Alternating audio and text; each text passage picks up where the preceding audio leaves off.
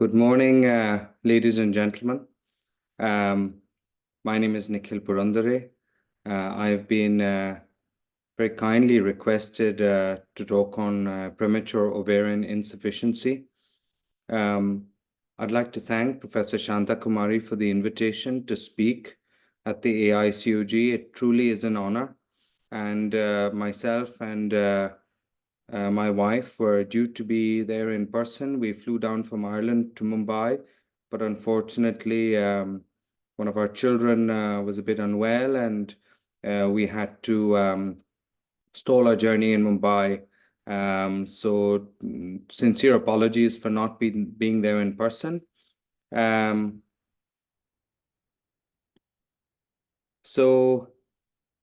This is me. This is where I work in Galway. I also work with the Royal College of Physicians in Ireland. I'm the convener of clinical exams, and I sit on the executive board. I'm also the chair of the FIGO REI committee, and I'm a senior lecturer with the university and also a visiting professor. So many thanks for the invite. Allow me now to talk to you about premature ovarian insufficiency briefly. So this condition was first recognized in the 1930s when young women with amenorrhea were found to have elevated urinary gonadotropins. And it was not until the 1940s, almost a decade later, that the association was made between these elevated urinary gonadotropins and the classical histological findings seen in the ovaries of menopausal women.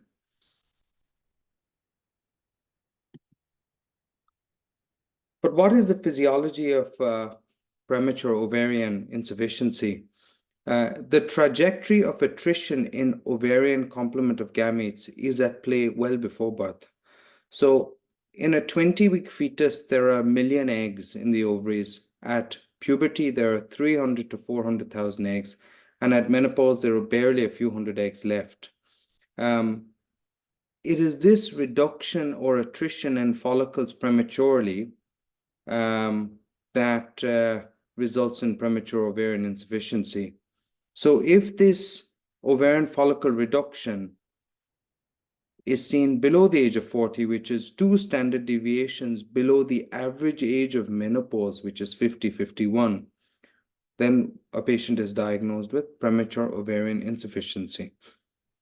So it's not uncommon, and it is estimated to affect about 0.3 to 1% of women of reproductive age.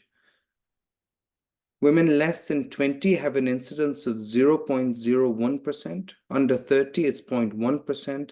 And under 40, it's approximately 1%. And it goes by various names: premature ovarian failure, premature ovarian insufficiency, primary ovarian insufficiency. And essentially, this condition is on the spectrum, on the step towards menopause, where the ovaries have retained some ovarian function, though very little.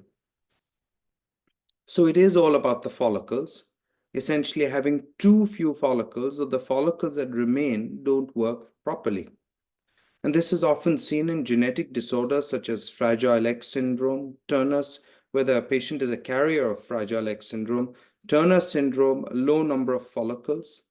It exists alongside autoimmune disease such as thyroiditis and Addison's disease sometimes. Chemotherapy and radiotherapy are significant iatrogenic causes of loss of egg reserve, metabolic disorders, and then exposure to high doses of cigarette smoke, chemicals, and pesticides. So we all know what the signs and symptoms are.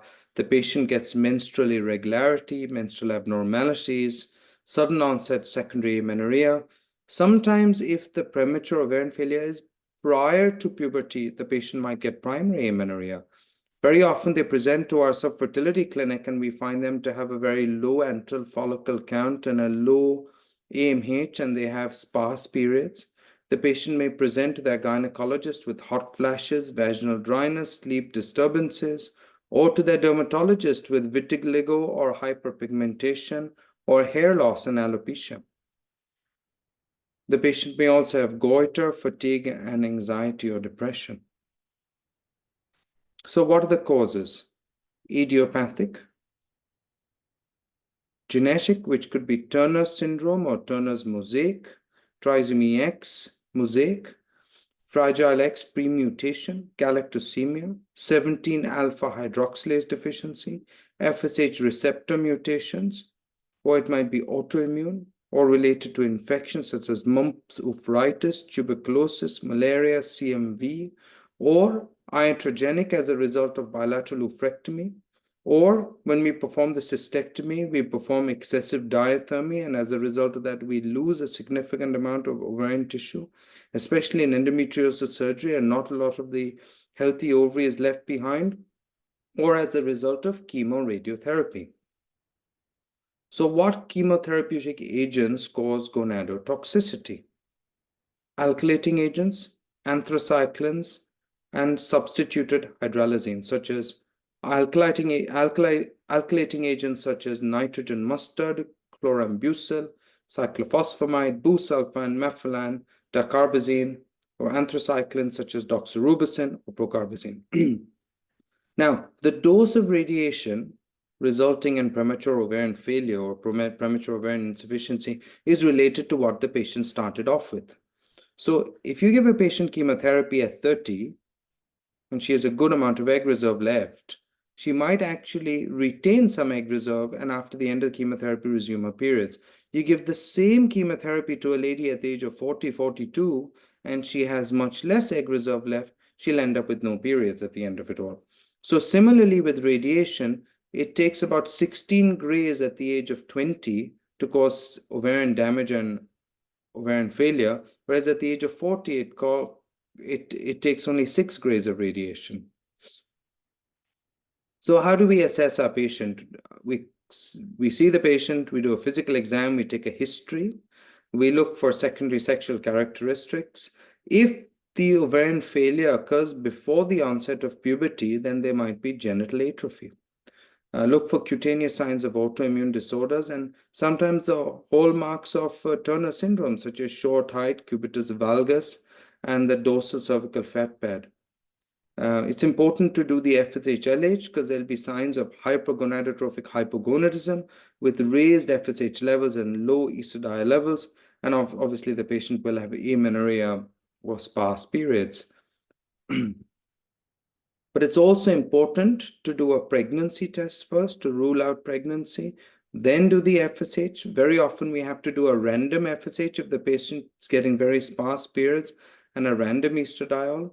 The FSH will be elevated, as I mentioned earlier. The estradiol will often be low, but not always. If the lady is, rarely ovulating, the anti-Mullerian hormone level will be low very often. And it's important to then do a karyotype and to look for the Fragile X premutation. Also important to do a thyroid function in TPO. And very often it's important to do a transvaginal ultrasound, and one might find small atrophic ovaries with a very low egg reserve. And it's also important to then consider doing a DEXA scan to assess bone density. So about half of the patients with Turner syndrome are mosaic, and very often these women have premature ovarian insufficiency. The most common chromosomal composition is 45X, 46XX, which is 15%, while 46XXQ or 46XXP account for 6%. So in patients with partial monosomy X, the exact karyotypic abnormality is relevant to determining the phenotype. If you have a deletion on the short arm P of the X chromosome, the patient will have dysmorphic features, whereas if the patient has a complete deletion on the Q arm, the patient will manifest with gonadal dysfunction. Now, the Fragile X FMR1 gene is located on the Q arm of the X chromosome and is relevant because it is the most common cause of familial mental retardation and results from an inherited triplet repeat mutation in the FMR1 gene. Interestingly, only the women with the pre-mutation are at risk of developing premature ovarian insufficiency, whereas those with a normal or full mutation are at no higher risk.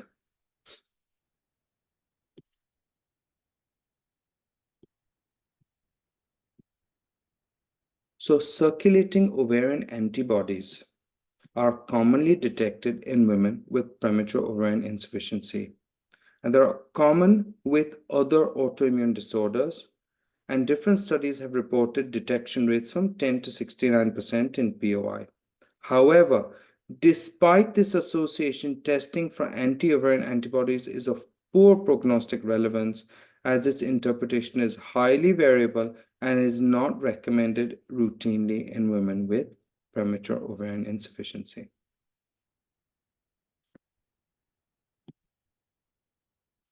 Now, it's important that we also consider the systemic effects of POI. Okay, so let's start with cardiovascular health. Women with untreated POI have a decreased life expectancy, largely due to cardiovascular morbidity and stroke. Compared to age-matched controls, women with POI had reduced vascular endothelial function, which is an early precursor of atherosclerosis, and the use of hormonal treatment for 6 months has shown to significantly improve this endothelial function. So, there is a consensus of opinion among experts in the field that the benefits of initiation of hormonal treatment in these women with premature ovarian insufficiency until the average age of menopause, may it be 50 or 51, far outweighs the risks of hormone treatment. Now, bone health. A lady's peak bone mass is attained by the age of 80, and estrogen is fundamental in bone strengthening, in the bone strengthening process. Deprivation of this estrogen increases the risk of fracture in the later life.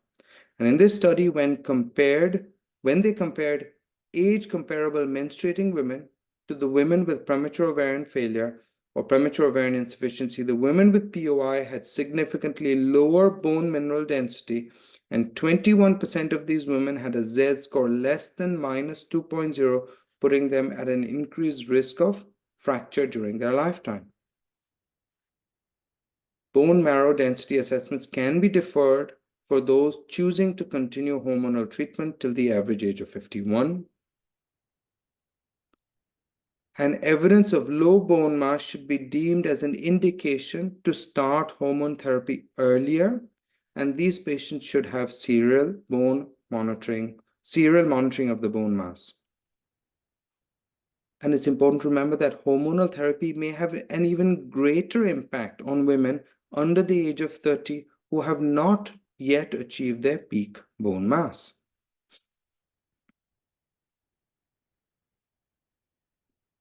Moving on to cognition. Premature deprivation of estrogen following surgery, bilateral oophorectomy, chemotherapy, radiation has been associated with neurocognitive decline. The earlier the age of surgical premature ovarian insufficiency, the more rapid the decline.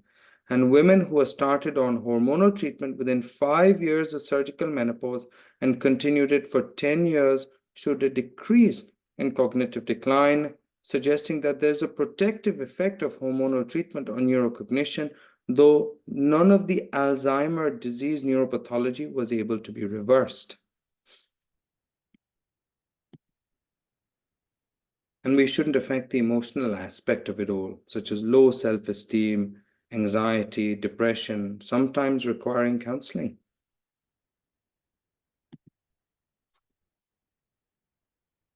But when we move on, now with that, we're moving on to fertility. It's important that we remember that up to 25% of women with premature ovarian insufficiency may spontaneously ovulate, and 5 to 10% will conceive and deliver a baby after being diagnosed with premature ovarian insufficiency.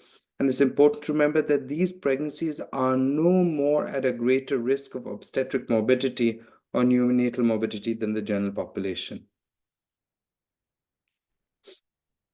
Talking about pregnancy, it's important to remember that those women who are diagnosed with Turner syndrome or the Fragile X mutation need contraception as well, because those with Turner syndrome hold a unique pregnancy-related risk due to the high rate of cardiac abnormalities, increasing their risk of aortic dissection because of the aortic root dilatation. And in Fragile X syndrome, depending on the length of the CGG repeats, male children of women who harbor the FMR1 premutation may be at increased risk of the Fragile X mental retardation condition. Talking about fertility, the challenge is that when these patients present to us for oocyte cryopreservation, it's often too late. Their AMH is often under 3. Their egg retrieval rate is quite poor. These patients present with sparse periods, low AMHs, but in patients who do want to freeze their eggs pre-chemotherapy, it is definitely an option. Sometimes, most of the times, once the patient is medically fit, we can just do a random start with FSH injections and then do an elective freeze of eggs. Ovarian transposition is an option for patients who are going to undergo pelvic radiotherapy.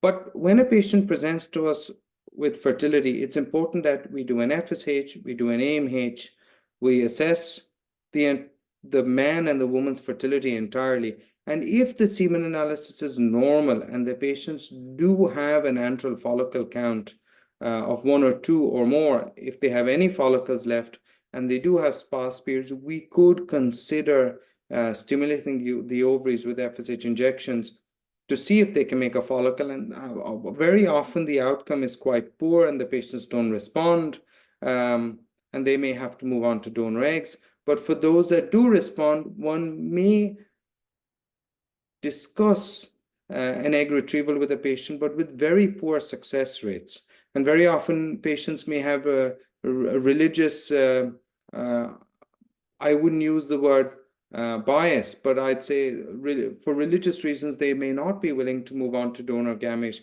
And very often, some of them would like to try their own, using their own eggs. So sometimes we may have to try a stimulation cycle to see if we can get eggs from these patients.